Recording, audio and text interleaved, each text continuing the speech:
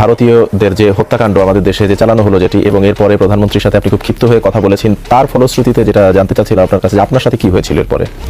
ক্ষিপ্ত হয়ে কথা বলা তো আমি সেনাপ্রধানের সাথে করেছি, সিনিয়র র্যাঙ্ক সবাইকে আমি হিজা বলছি, আর প্রধানমন্ত্রীকে তো বলছি যে এটা আপনার বাপের সম্পত্তি না। এই যে কথাগুলো, এগুলো তো আর মানে মন থেকে ভুলে যাওয়ার না। 2 মাসের মধ্যেই 6 জন অফিসারের চাকরি চুক্তি একটা নির্দেশ আসলো, ডিসমিস ফ্রম সার্ভিস। মানে সে এত বছর আমার তো চাকরি শেষ ছিল, আর 5-6 মাস চাকরি ছিল। তো আমি তো বলিও নাই যে আমার প্রমোশন দেওয়া এটা সেটা। আমি ফেব্রুয়ারিতে ঘটনা ঘটেছিল এটা, তারপরে এটা চিঠি আসলো কতদিন পরে? আমার ডিসমিস হয়েছে 16 জুন। ফেব্রুয়ারিতে হলো, মার্চের 1-2-3 তারিখের মধ্যে আমাকে বিডিআর পোস্টিং দেওয়া হয়।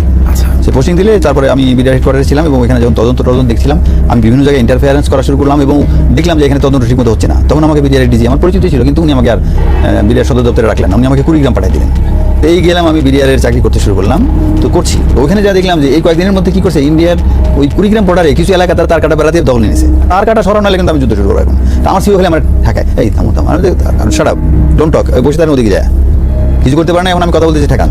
তো যাই হোক, ওনারা তো পরের দিকে বলছে যে তুমি যেগুলো বলছো ওগুলো তো রিপোর্ট হয়েছে, তুমি বিএসএফকে শাসাইছো এখানে। বিএসএফ শাসাবো না, কারণ বিএসএফকে শাসানো, আমি চাকরি করছি তো তার আগে বিএসএফকে তো আমি আঙুলের মধ্যে রাখছি, ভিতরে ঢুকে মেরে আসছি। বিএসএফ কিরকম সাহসী কি আমি তো জানি, তোর এত সাহস কেন হলো, তুই বাংলাদেশে জায়গা দখল করছিস। তো যাই হোক, ওর পরে আমি একটা চিঠি দেওয়া হলো যে আমাকে আর্মিতে ফেরত পাঠানো হলো। তো আর্মিতে ফেরত পরে আমি জয়েন করলাম। ওখানে যা দেখি যে আমাকে বসায় রাখা হলো, জয়েন করতে দেওয়া হলো না আমাকে। তখন বলে যে একটু অপেক্ষা করেন, আমরা আপনার ব্যাপারে সিদ্ধান্ত আছে। তো সিদ্ধান্ত কি, একটা হলুদ খাম দিল আমার পায়ে করে, দেখলাম যে you are dismiss from service.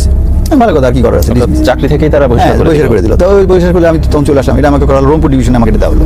আমি যদি রংপুর এলাকায় তখন ছিলাম, তো চলে আসলাম। চলে এসে আমি তখন ঢাকা যেতাম, চাকরি করতাম, আমার বাসা ছিল ওইখানে, আমি আসি।